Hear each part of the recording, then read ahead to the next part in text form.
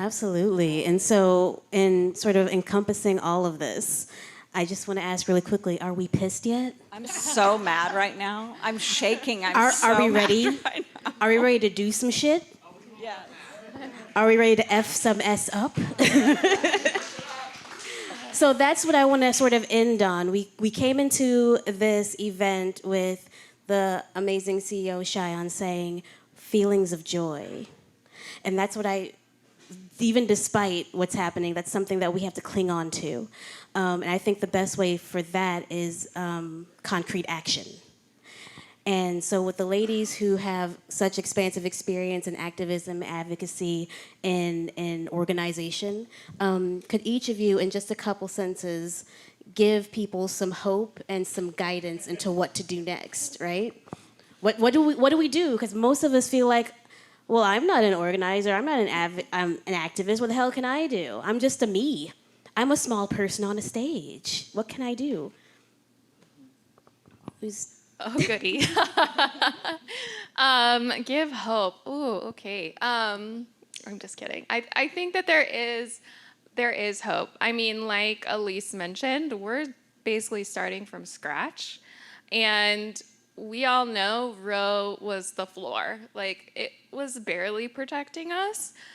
So we only have up to go from here. So I just want to start by saying that. Like, there is potential and there is a way, and we can make it stronger. We can hopefully make the vision for the world that we have stronger and make abortion more protected than it was prior with Roe v. Wade. So actions, we're an advocacy organization. I'm always gonna ask for your support and joining us at the Capitol, working with Representative Howard, working with Wendy and her team at Planned Parenthood Texas Votes. There is testifying, there is talking to your legislators. Also, if you're not in Austin, go to their home office. Like, go to their in-district office and harass them, because they expect it at the Capitol, but sometimes when you surprise them at their home office, they're not as happy. So, like, there are things that we can be doing. Obviously, voting is important, but I also know, like, all right, I feel like I'm voting the right way.